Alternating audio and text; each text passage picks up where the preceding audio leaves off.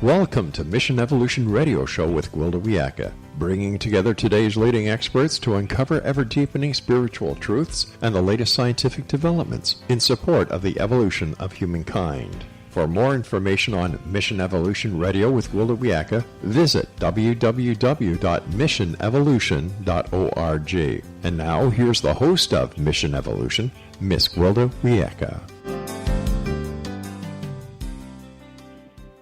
Hello, dear friends, and welcome to Mission Evolution Radio Show, where we share innovative thoughts and explore deepening truth in the support of the path to unity and enlightenment. I'm your host, Gwilda Wiyaka. This hour, we'll be looking at the courage to wake up. We can't hope to evolve into our future potential without looking at the truth of the present. Yet, waking up to the truth takes courage. With climate change, loss of species, and current lifestyles environmentally unsustainable, our present circumstances can be painful to face. Illusions are dying as the naked truth emerges. We've been a pushy species. Through artificial means, we've pushed the soil to produce more food, the animals to produce more milk and meat, and the ocean to give more fish, and so on. We've pushed so hard and so long, we've pushed ourselves right out of the circle of life, to the point that life may no longer be able to sustain us. The tide of change is upon us. Clearly, we need to look at the present circumstance and use what has not worked as a model for evolving into a better way of being. But where can we find guidance when all the rules are shifting? What will sustain us as we weather planetary change?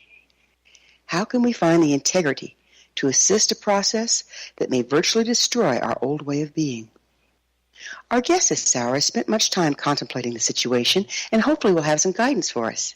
Kathleen Dean Moore is a philosopher and climate activist, the author or co-author of a dozen books. Until recently a distinguished professor of philosophy at Oregon State University, her concern for the reeling world led her to leave the industry in order to speak out and write about climate and action.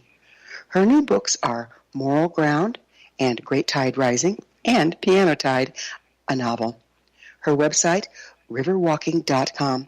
Kathleen, thanks so much for coming on the show. Thank you for the invitation. As a former professor of philosophy, what led you to pursue climate action? Well, when I'm speaking about philosophy, I'm very much interested in justice, and it seems clear to me that climate change is causing the greatest violation of human rights that the planet has ever seen, that we have a great crisis of injustice here. And so the very kinds of questions that I asked myself about what is right, what is good, what is true, they're all coming to play in this climate crisis. And it seemed to me that with the kinds of skills that a philosopher has, I might have something interesting to say about climate change. I also came to this not so much as a philosopher, but as a lover of the natural world and as a grandmother who loves my little babies, and the pressure to do something to save a livable world, to save the gifts that we've been given. Exactly what is climate action? What is climate action? Mm-hmm. Well, we all have a responsibility that the circumstances are dire enough that they're calling all hands on deck. And so we all have a responsibility to look at our own abilities, to look at our own passions, and to step out and do what we can to right the ship. So who's putting out the call? Oh, that's part of the problem. There is no captain on this ship. Or I should say that the captain of the ship, or the captains of the ship, are leading us towards the rocks. And so the call is coming from the streets. It's coming from the churches. It's coming from the scientists. It's coming from people who care about the environment. It's coming from the cities where people are baking and realizing that they are bearing the brunt of the fossil fuel industry's profit-making plans. So it's coming really from all around us. It's not coming from any central figure or from any kind of hierarchical leader. Well, ultimately, though, isn't that where we're moving, is towards unity versus a simple leader? The whole notion of a grassroots movement, I think, is quite lovely, where we have all of these efforts, unbelievable thousands and thousands of organizations that are all pushing towards the same goals of social justice and environmental wholeness.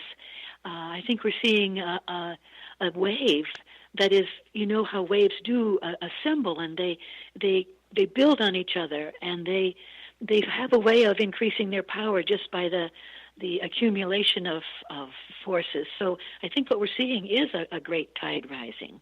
Mm. These times have been prophesied by most every culture. Doesn't that indicate that the changes are cyclic or predictable?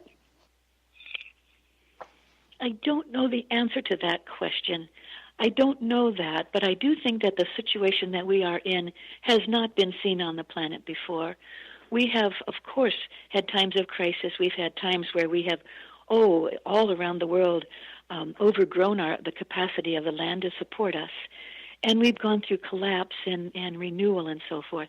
But I think this is a different scale, and I think it has a different moral quality to it, too. Perhaps in those former times of terrible mistakes that led to catastrophe, there wasn't an awareness like there is now that this is the path that people were on. So I think this is a different situation, both in terms of the consequences that we face from our mistakes and the blame that we bear. Well, certainly in what we have as recorded history, but I've spoken to geologists and such on the show that indicate that the Earth renews herself in such a way that we could have come to this point before, virtually destroyed ourselves, and there might not be any sign of it on the surface. Have you heard about that? Tell me more.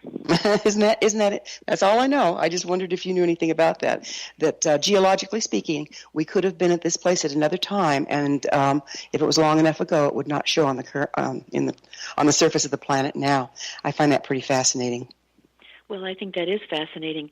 There is a record, of course, that we are aware of catastrophic extinctions where maybe 80-90% of the living beings were destroyed and vanished from the earth. And the earth did find ways to flower again. It did find ways to increase its abundance and its beauty. That didn't mean that it brought all the species along with it, of course. There was evolution of new ways of life, new life forms. So in that respect, I agree with you that we are undergoing a cycle that the earth has seen before. So basically what we're trying to save here is ourselves and the current species. The Earth will eventually renew herself. That is either a marvelously hopeful point of view or a dismal one. I think you're quite right, that the Earth will go on. It will be beautiful. The seas will still sing. The mountains will still flower. But they may well do it without our loving and appreciative awareness of it. We may not be here. Right. Yes, it's definitely a pivotal time for sure. There's also some indication that we enter this place in the galaxy cyclically as a planet, and that some of the global warming is also being experienced on other planets in the solar system as a result of where we are. How much do you think all of this turmoil has to do with our mismanagement of resources, and how much of it is based on the sun's relative positioning in the galaxy?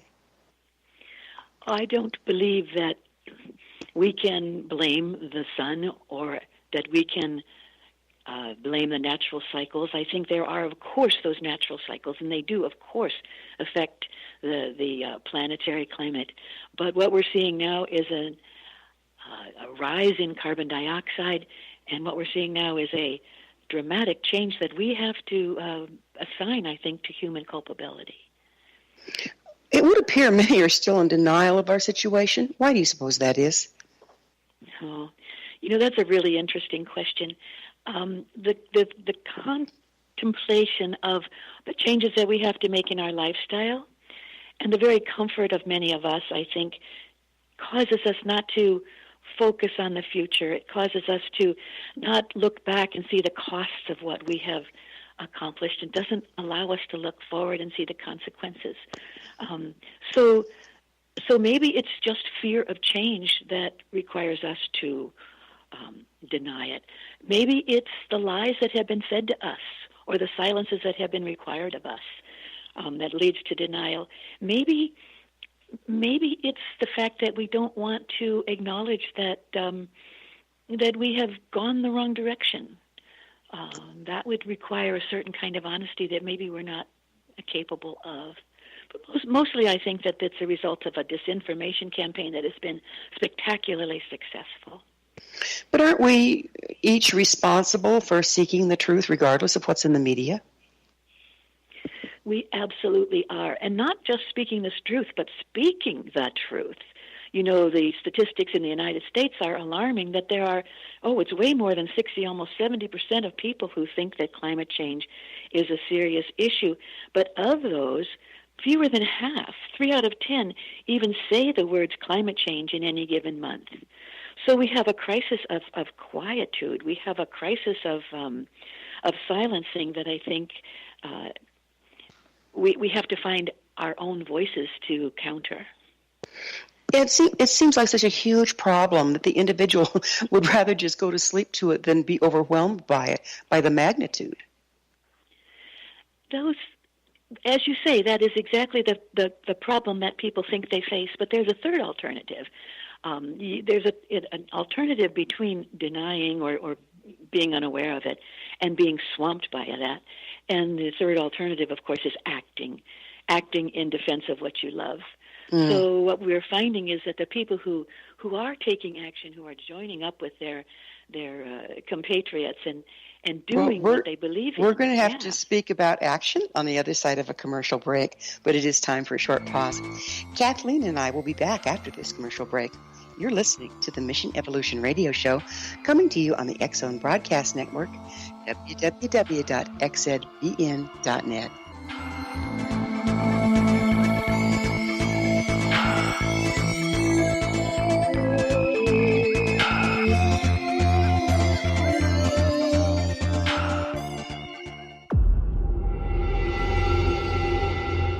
Whether you're a skeptic or a believer, join me, Rob McConnell, as together we'll investigate the world of the paranormal and the science of parapsychology here on the X-Zone Radio TV show on XZBN and the X-Zone TV channel on Simul TV. Since 1990, the X-Zone Radio TV show has been the place where people dare to believe and dare to be heard. Together, we'll investigate UFOs, aliens, ghosts, Bigfoot, psychic phenomenon, lake monsters, conspiracy theories, government cover-ups, the truth embargo, alien abductions, ESP, haunted locations from around the world, and so much more. With over 28 years of broadcasting and more than 4,500 individual guests, the X-Zone is truly a place where fact is fiction and fiction is reality, as evidenced by the credibility, integrity, and professionalism of the guests that we bring to our international audience. If you have seen a UFO, had a close encounter, seen a ghost, Bigfoot, lake monster, or a story that you would like to share or have investigated, contact me, Rob McConnell, by sending me your email to xzone@xzoneradiotv.com, or you can call toll-free 1-800-610-7035, extension 143, and on Skype, X-Zone Radio TV. For more information on the X-Zone Radio TV show with yours truly, Rob McConnell, visit www.xzoneradiotv.com or www.xzonetvchannel.com or simultv.com and xzbn.net. Until next we meet here in the X-Zone from our broadcast center and studios in Hamilton, Ontario, Canada, always remember, X-Zone Nation, keep your eyes to the sky and your heart in the light.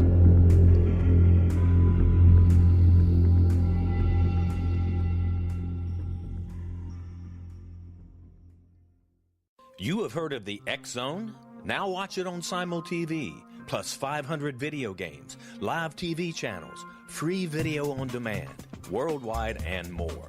Does this sound like tomorrow's television? Well, it is, but you can have it today, right now. It is Simul TV. Simul TV offers what the others only wish they could provide. 15 exclusive channels like X-Zone, Sci-Fi, and Horror. We are worldwide. No other provider offers that.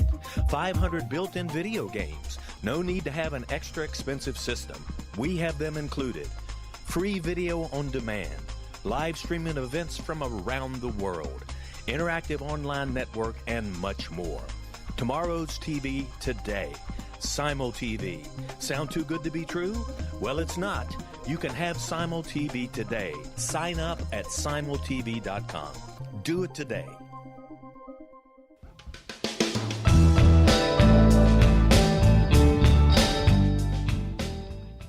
Welcome back. This is Mission Evolution Radio, dedicated to unification and evolution of consciousness.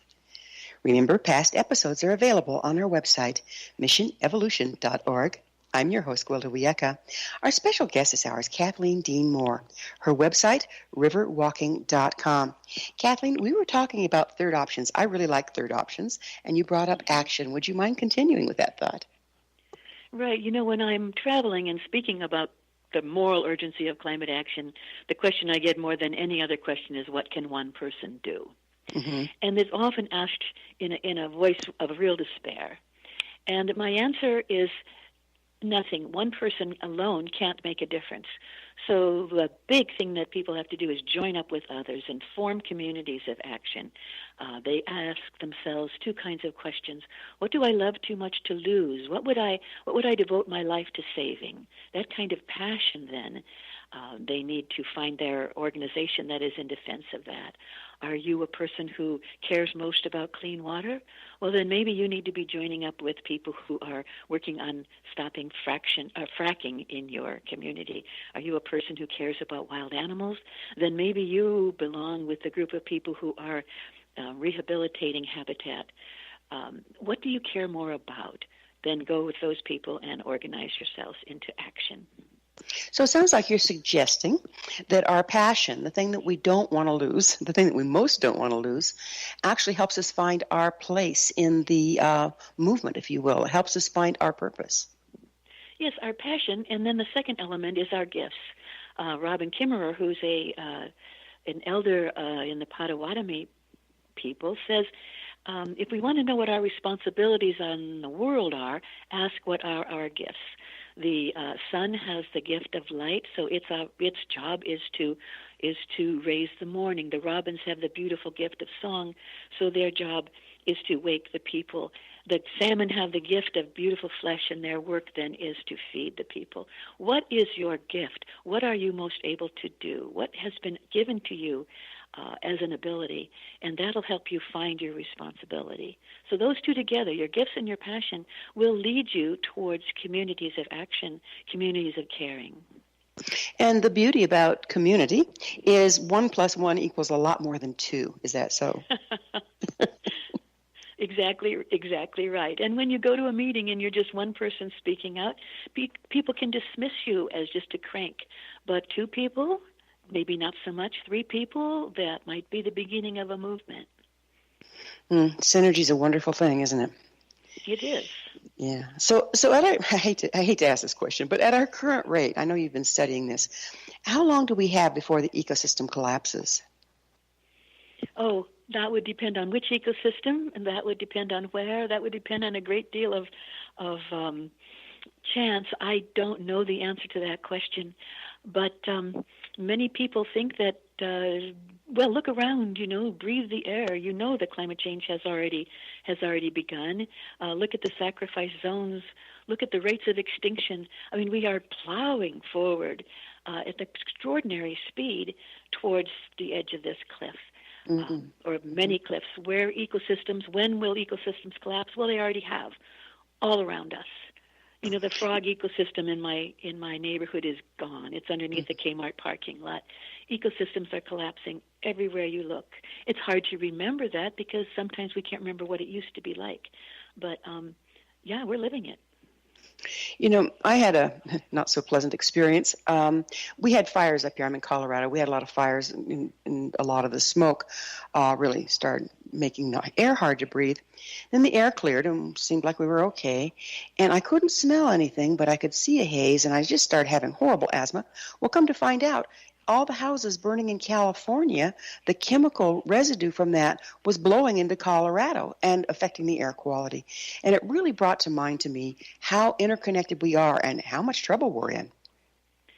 I think that you raise a very good point. I'm in Oregon, and the fires are making the air very difficult to breathe. People cannot go outside. The sunsets are spectacular. Yeah, that.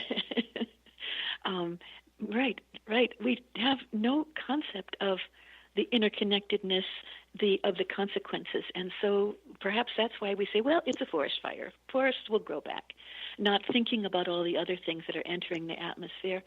And one of the things that scares me the most about all these forest fires is that we have now destroyed vast areas of carbon-sucking organisms. You know, the most efficient way of getting carbon dioxide out of the atmosphere is the forest.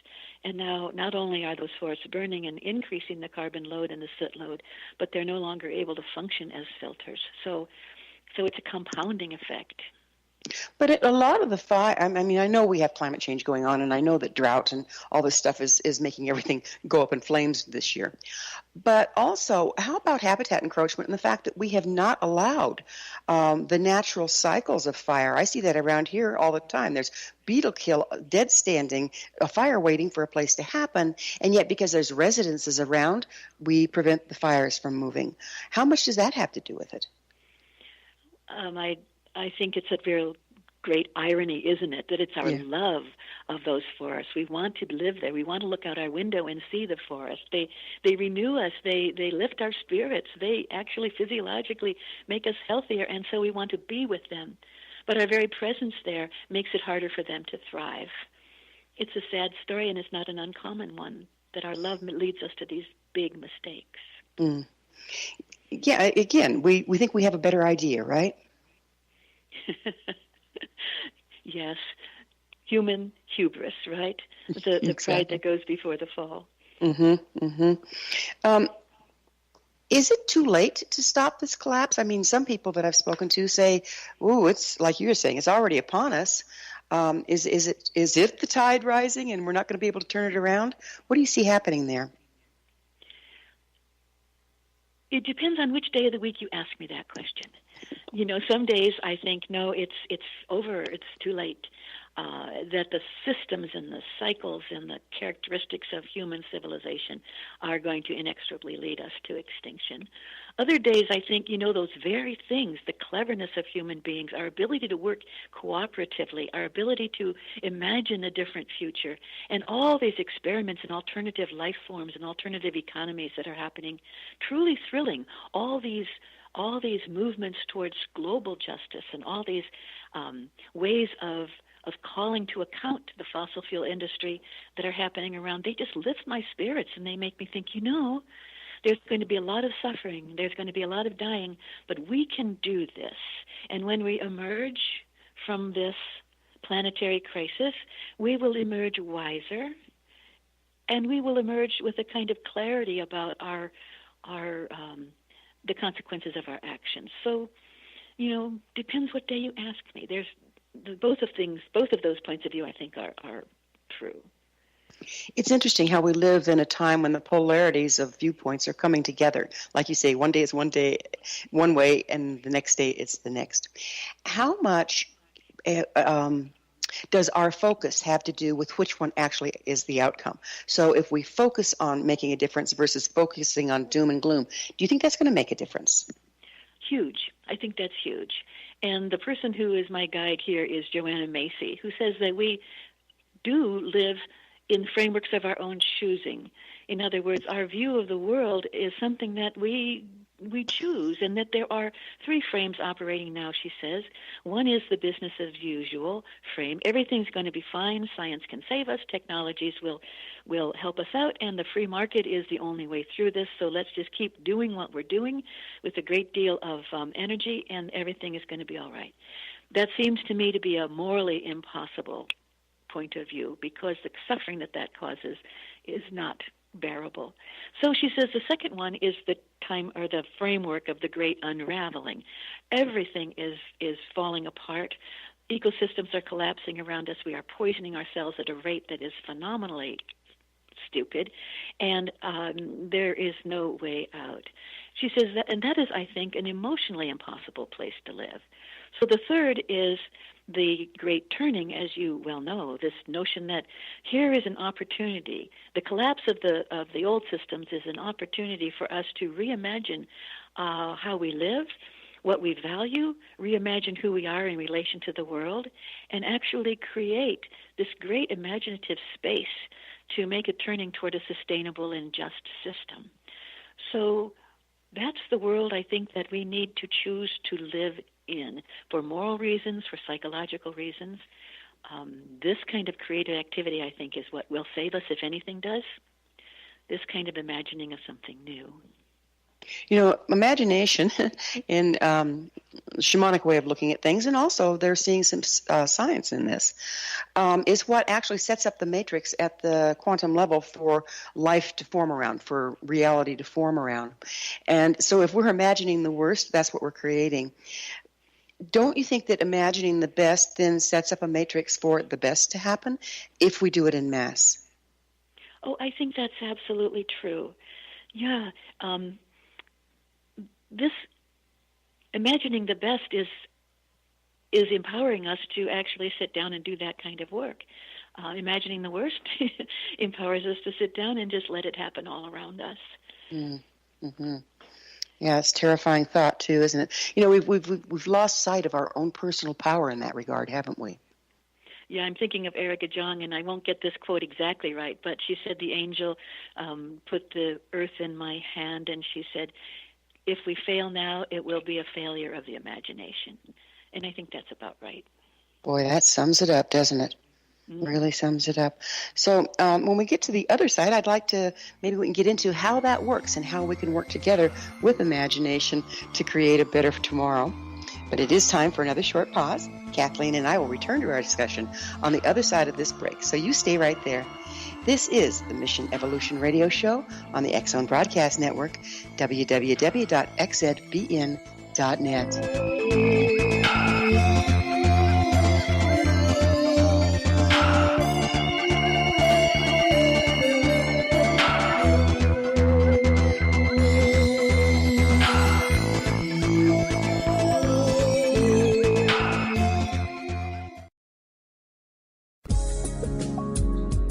From our broadcast studios in Hamilton, Ontario, Canada, to the world and beyond, you're watching the X Zone Broadcast Network, www.xzbn.net.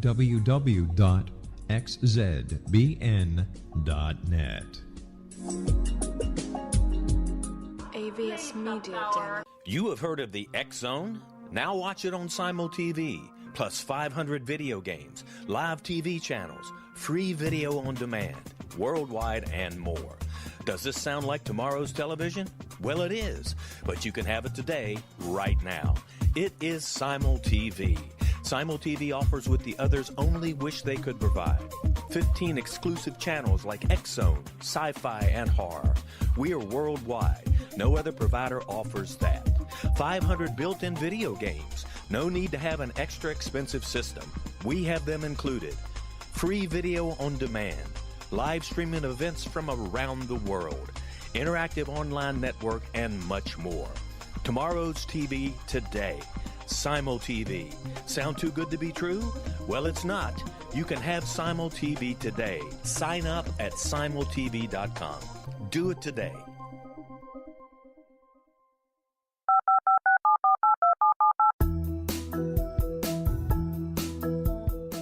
Did you know that when you're on the road with limited data or Wi-Fi, you can still listen to the X Zone Radio Show with Rob McConnell, The Science of Magic with Gwilda Wiyaka, X-1, Dimension X, Space Patrol, and every minute of the X Zone Broadcast Network by calling 213-401-0080, courtesy of Audio Now. No smartphone, app, or internet needed. It saves your data plan, and it's free if you have unlimited minutes. Call 213-401-0080 to listen on any phone, anytime, anywhere. Remember 213-401-0080 for the best of the paranormal, parapsychology, and sci-fi radio programming anywhere, 24/7, 365.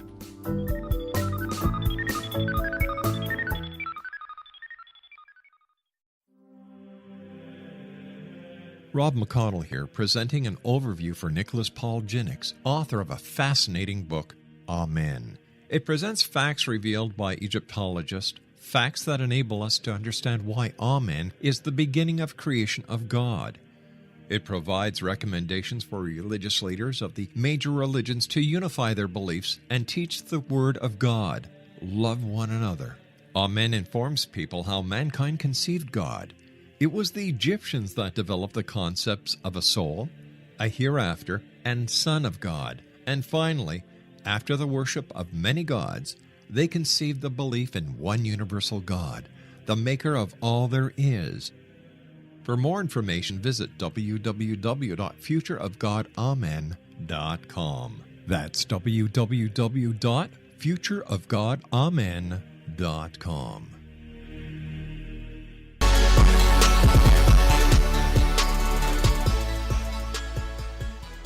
Welcome back. This is the Mission Evolution Radio Show, www.missionevolution.org, bringing the latest tools and information to support the path to enlightenment. I'm your host, Gwilda Wiyaka. Our very special guest this hour is Kathleen Dean Moore. Her website, riverwalking.com. Kathleen, we were getting into how powerful the imagination is, particularly if we use it as a group. How can we use that to create a better tomorrow? Well, because I'm a philosopher, I'm very interested in the evolution of morality. And I think that one of the ways that we can use our imagination is to come up with a different way of thinking about what our obligations are to the future. Although Leopold, the great ecologist, said, an ethic is not just written down, it evolves in the mind of a thinking community. And so maybe this is what our mission is, or should be, is to assemble the thinking community and ask ourselves, who are we on this planet? Ask the big questions. What is the nature of the world? What is our role in it? And how then shall we live? And come up with a better way of thinking about our obligations. We have two kinds of ethics. One has to do with an ethic of prohibition. How much can I do before somebody stops me? No, don't do this. No, don't do that. And they also have an ethic of affirmation. What do I care about? What do I love? What is beautiful and sustaining in my life? And then, given those values, how can I build a life that enhances those? How can I make my life into a work of art that embodies what I most deeply value? This, I think, is the kind of imaginative work that will be foundational to the going forward that we are required to do. What confuses me is if you look out at our current state of being and the things that people are clinging to, and the consumerism and the fast cars that burn lots of oil, et cetera, et cetera, et cetera, the very things we're clinging to are what's making us sick. Long before it destroys the planet, it's making us sick as a race. How are we missing this? Well, not only is it making us sick, it's making us sad. You have study after study that point out that after you've achieved a certain level of food and shelter, that more money makes you sadder, and more material objects make you more confused and desperate than fewer. So we are badly misled by the kind of consumer pressures that we feel. I sometimes wonder, Wilda, whether that's grief work, whether the absence of what sustains us, the natural world, the community, the family, leads us to a kind of grief, and we don't know how to respond to that except to go to the mall and start to buy things, to build ourselves up and to fill this emptiness in our lives. Well, that's the message out there in consumer society is if, then you'll be happy. You buy this, then you'll be happy. You achieve that, then you'll be happy. We don't seem to even contemplate the happiness in the moment. Well, that's exactly right. And that is, what you say is right. But that message that this will increase your happiness is simply false. I mean, empirically, that is not the case. And I think we all have experienced that in our own lives, too. When do you feel most happy and free? When do you laugh so hard or smile so long that you get aching muscles in your face? When do you feel sustained by the joy around you? We need to start paying attention to that and do our own studies of joy. Well, it's just instinctual, isn't it? I mean, the animals still follow their instincts. We decide to come up with a different way, but if you follow your instincts, it's going to take you where you need to go. Yes, we have problematically complicated instincts, don't we? The legacies from so long ago. In some ways, I don't know. In some ways, we need to examine our instincts and come up with some sort of decisions about which ones we want to follow and which ones we want to not. How about finding them in the first place? It seems like we're so top-heavy, so lost in our mind, we don't have connection with them. Well, that's another good point. That's right. How can we evolve into a better, more sustainable way of being? What's the first steps there? Oh, that is the question of the hour, isn't it? Mm-hmm. That is the question of the hour. I would say that the first step is to be very, very clear about what sustains us. I mean, we have, as you and I have already talked about, we make mistakes about that. So there's a kind of clarity that we need to achieve in terms of our values. You know, what is it that we need? I mean, truly need, not want, but truly need. How can it be achieved across boundaries and differences and borders? You know, we have so much more than we deserve. It would take 7 planets to sustain my lifestyle, and of course we don't have 7 planets. So perhaps the first step then in going forward is to achieve that kind of clarity. What's going to be the price of such an evolution on a personal level?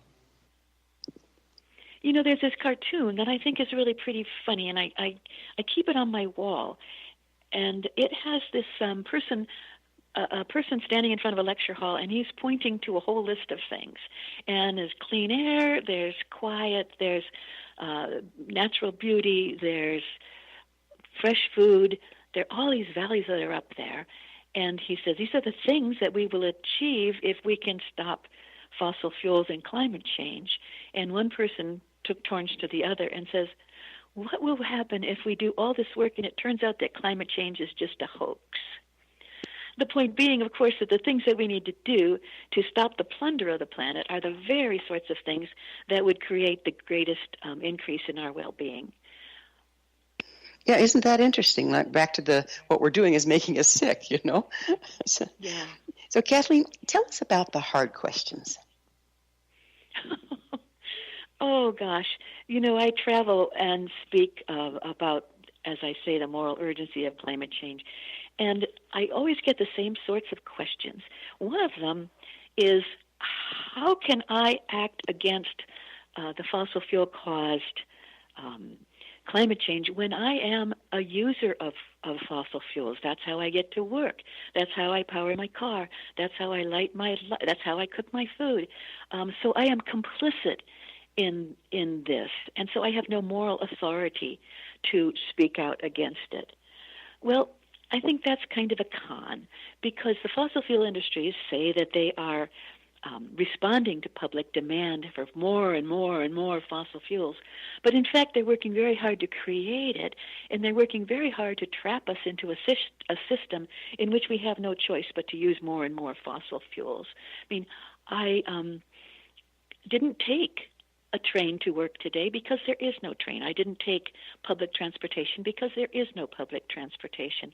The fossil fuel industry has been working along with their government cohort to make it so that we don't have options, so we don't have alternative ways to travel and heat our homes. But we're the ones that quit buying those alternatives because something's more attractive. We're the ones that drive our car because it's more expedient. We're the ones making those choices. Yes, and why did you drive your car? Because you didn't have another way. Why don't you have? Why didn't we have electric cars 30 years ago? Because of interference by the fossil fuel industry. Why don't we have public transportation? Because of defunding those by governments that are controlled by the fossil fuel industry. In the United States, the fossil fuel companies pretty much have the ability, the power to set the policies about fuel, and they are working very hard to make it difficult to have solar power or hydroelectric. They're working very hard to make sure that we don't have alternatives. So yes, I drive a car. It's an electric car, but I drive it. And yes, I heat my home with natural gas. I would love to do something different, and it angers me that I don't have that freedom. I don't have those I'm alternatives. sitting in a passive solar home in the mountains. I'm totally off-grid and solar powered, and I have wood-burning stove for heat. It is possible. Not all of us can make those choices, but I was told to go live what I teach and then teach what I live. How many of us can look for ways to make the changes necessary so it's not working for the system? The system had built itself around what we're willing to do and not willing to do. So how can we make those hard choices? It encourages me so much to see all the great minds working to answer your questions. Architects trying to redesign cities, the engineers trying to redesign transportation modes, the politicians in California, for example, trying to find ways to reduce the amount of pollution in cars. It's not impossible, as you say, and in fact, it's beautiful. Don't you love your life? I absolutely do. I don't think I drive my car but once or twice a month. There you go. You know, it's possible and it's beautiful. But, there's too many people on the planet to sustain each individual doing that right now. But I think we've got some brilliant minds out there coming up with solutions. I mean, refrigeration, say, for instance. Mm-hmm. A root cellar is a much more economical way of storing a lot of foods, and yet we burn electricity with a refrigerator. You know, in the summer times, I live in a little village in Alaska, and there are so many ways of living off the grid, which we enjoy, but there's also, and so that's a transformative life, but there's also kind of a social transformation happening up there, and it's a transformation not forward, but perhaps back to ancient ways where there's a community garden. You go to this place and you work in the garden, and then you take what you need. You bring home the carrots and the potatoes.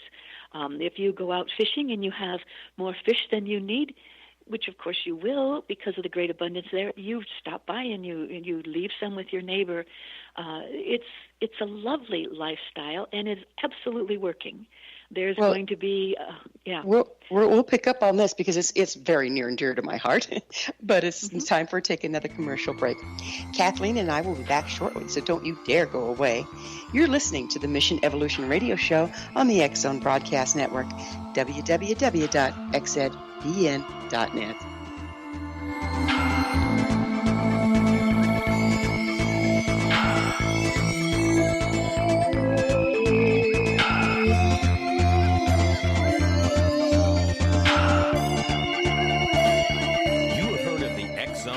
Now watch it on Simul TV, plus 500 video games, live TV channels, free video on demand, worldwide, and more. Does this sound like tomorrow's television? Well, it is, but you can have it today, right now. It is Simul TV. Simul TV offers what the others only wish they could provide.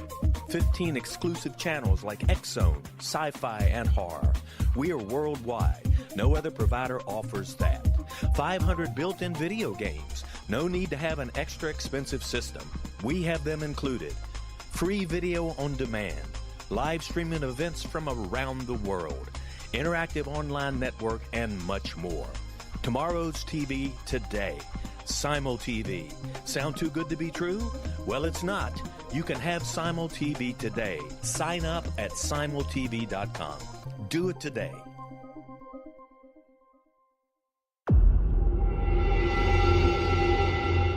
Whether you're a skeptic or a believer, join me, Rob McConnell, as together we'll investigate the world of the paranormal and the science of parapsychology here on the X Zone Radio TV show on XZBN and the X Zone TV channel on Simul TV. Since 1990, the X Zone Radio TV show has been the place where people dare to believe and dare to be heard. Together, we'll investigate UFOs, aliens, ghosts, Bigfoot, psychic phenomena, lake monsters, conspiracy theories, government cover-ups, the truth embargo, alien abductions, ESP, haunted locations from around the world, and so much more. With over 28 years of broadcasting and more than 4,500 individual guests, the X Zone is truly a place where fact is fiction and fiction is reality, as evidenced by the credibility, integrity, and professionalism of the guests that we bring to our international audience. If you have seen a UFO, had a close encounter, seen a ghost, Bigfoot, lake monster, or a story that you would like to share or have investigated, contact me, Rob McConnell, by sending me your email to xzone@xzoneradiotv.com, or you can call toll-free 1-800-610-7035 extension 143, and on Skype, X-Zone Radio TV. For more information on the X-Zone Radio TV show with yours truly, Rob McConnell, visit www.xzoneradiotv.com or www.xzonetvchannel.com or simultv.com and xzbn.net. Until next we meet here in the X-Zone from our broadcast center and studios in Hamilton, Ontario, Canada, always remember, X-Zone Nation, keep your eyes to the sky and your heart in the light.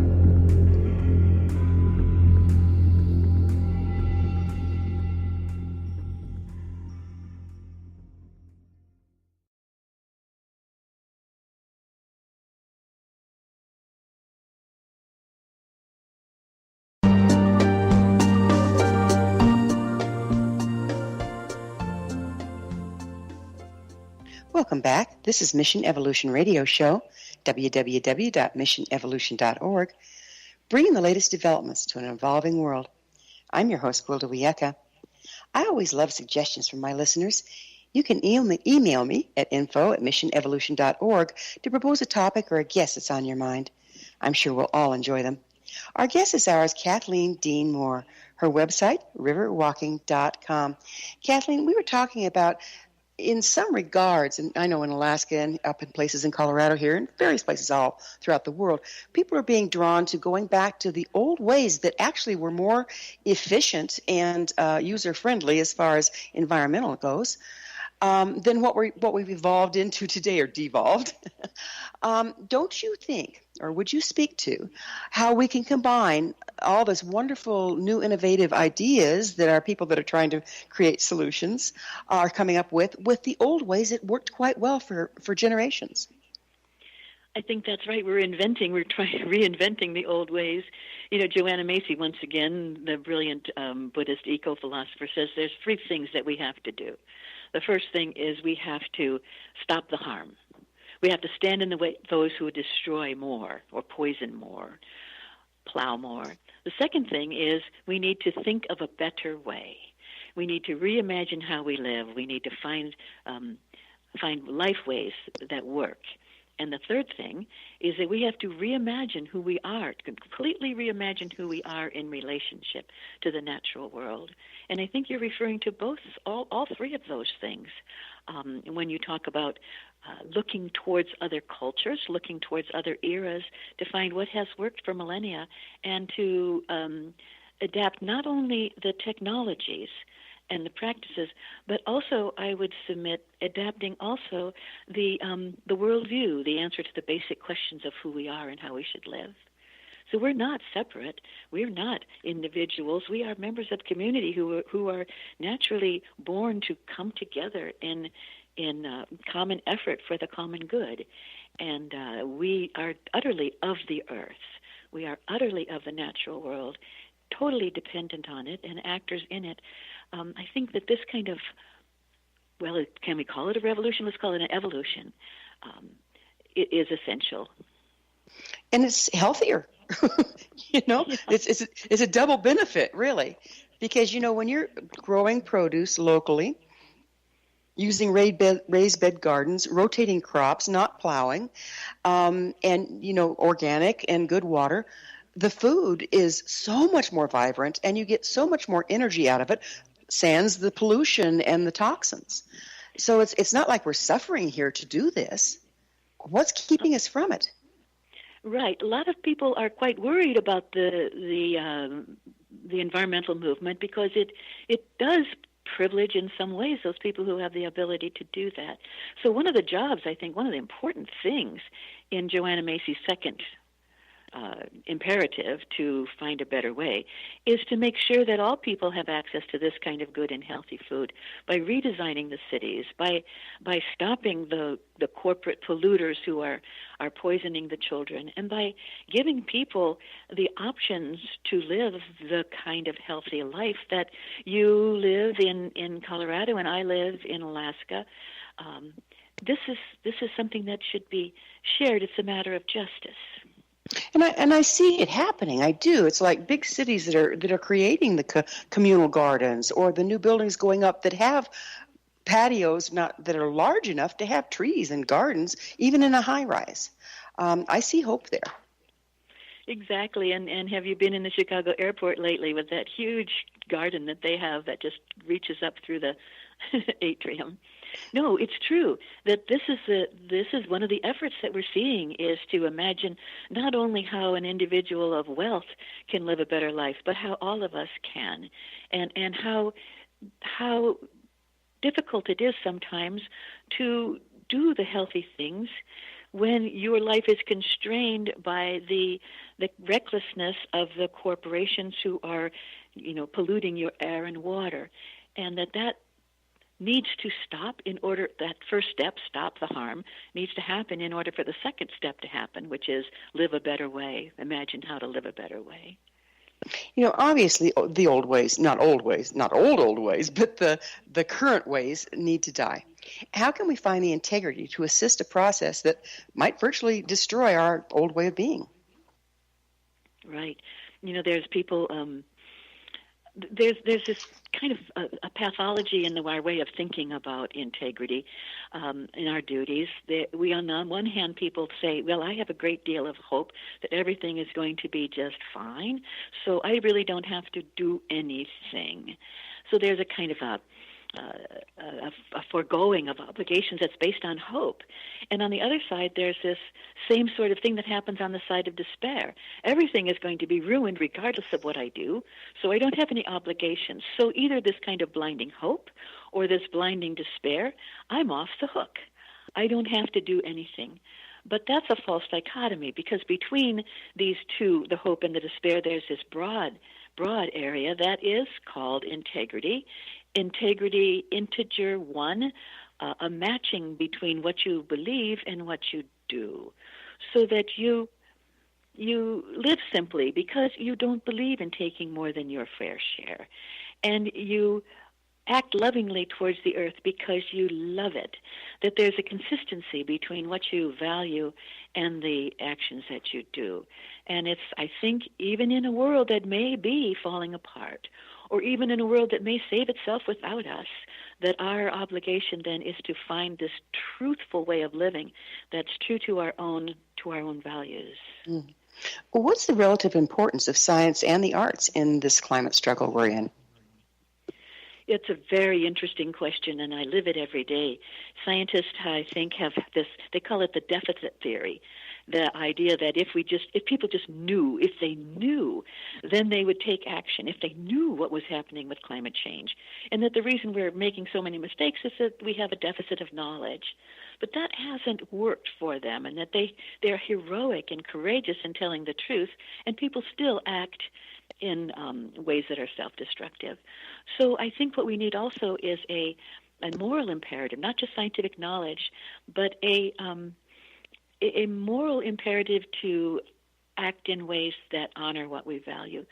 So the point that I would make is that the arts is where this kind of great moral discourse is happening. What is right, what is beautiful, what is true, what is just. Not the scientists who are telling us that. It's the people in the humanities and the arts and the churches and in the streets and in the families. And so we need this great public discourse about what is right. And this happening in the arts. So one of the things that I'm doing that I care a great deal about is doing a program on extinction that uses collaboration with a pianist who plays Rachmaninoff. So we've decided that words are not enough. Knowledge is not enough. And we need to turn to the other sources of courage and wisdom, which are music and dance and theater and comedy. To reignite our imaginations, huh? Yeah. Yeah. And yet it's so sad. The humanities, the arts, churches have all been removed from our school system. What impact has that had? Well, I think it has been huge. What you say is really important. Where is that big moral discourse playing out these days? Where are the public forums for moral discourse? And we have a problem of locating that in contemporary society. I'm worried too about the great sources of wisdom and the attacks on the great sources of wisdom. We have wonderful truth-finding institutions. We have science, we have universities, we have the free press, and each of those, at least in the United States, are under serious attack. So even the truth-telling institutions, I think, need to be bolstered because they give us what we absolutely depend on. It goes back to find the truth, and the truth will set you free, doesn't it? Yeah, and if you suppress the truth, you're going to suppress freedom. Mm-hmm. Don't we as individuals, though, still have the responsibility to get off our thumbs, quit staring at our tablets and cell phones, and look elsewhere? Because it's not going to be spoon-fed to us. It doesn't serve the status quo. We not only have the obligation, we have the opportunity. What a gift is offered to us to get away from these other sources of lies and truth and find out for ourselves what is happening. And it is a time that the truth can't hide if you want to look for it. There's just too much information out there. Mm-hmm. That's a very good point. Yeah, there's hardly any excuses now for not knowing, except for what I sometimes call invincible ignorance. Invincible ignorance, the idea that I refuse to learn. I refuse to know what's true. I'm too comfortable right now. I don't want to be challenged. Well, how painful to open our eyes and see where we are, and yet how empowering. It's true. And also how empowering, but also how joyful, too, to look around and what is offered to us, the gifts the world is giving us, and what a source of strength the world is, what a model for resilience. Beautifully stated. Well, it's hard to believe. This has gone so quickly, but we're already out of time. Kathleen, thank you so much for coming on the show and sharing your beautiful work. Thank you for the honor of inviting me. Our guest this hour has been Kathleen Dean Moore, the author of many books, including her latest, Moral Ground and Great Tide Rising. Her website, riverwalking.com. Remember to join our email family to stay abreast of all the exciting new things we have coming up at missionevolution.org. This has been Mission Evolution Radio Show with Gwilda Wiyaka on the X-Zone Broadcast Network, www.xzbn.net. Join us next time as the mission continues, bringing information, resources, and support to an evolving world.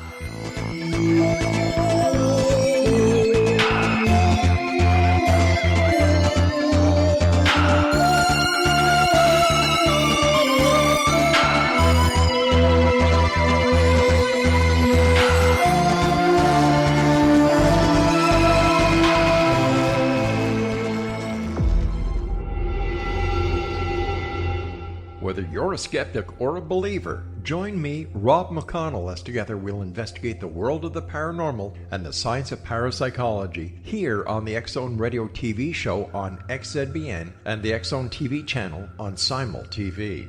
Since 1990, the X-Zone Radio TV show has been the place where people dare to believe and dare to be heard. Together, we'll investigate UFOs, aliens, ghosts, Bigfoot, psychic phenomenon, lake monsters, conspiracy theories, government cover-ups, the truth embargo, alien abductions, ESP, haunted locations from around the world, and so much more. With over 28 years of broadcasting and more than 4,500 individual guests, the X-Zone is truly a place where fact is fiction and fiction is reality, as evidenced by the credibility, integrity, and professionalism of the guests that we bring to our international audience. If you have seen a UFO, had a close encounter, seen a ghost, Bigfoot, lake monster, or a story that you would like to share or have investigated, contact me, Rob McConnell, by sending me your email to xzone@xzoneradiotv.com, or you can call toll-free 1-800-610-7035, extension 143, and on Skype, X-Zone Radio TV. For more information on the X-Zone Radio TV show with yours truly, Rob McConnell, visit www.xzoneradiotv.com or www.xzonetvchannel.com or simultv.com and xzbn.net. Until next we meet here in the X-Zone from our broadcast center and studios in Hamilton, Ontario, Canada, always remember, X-Zone Nation, keep your eyes to the sky and your heart in the light.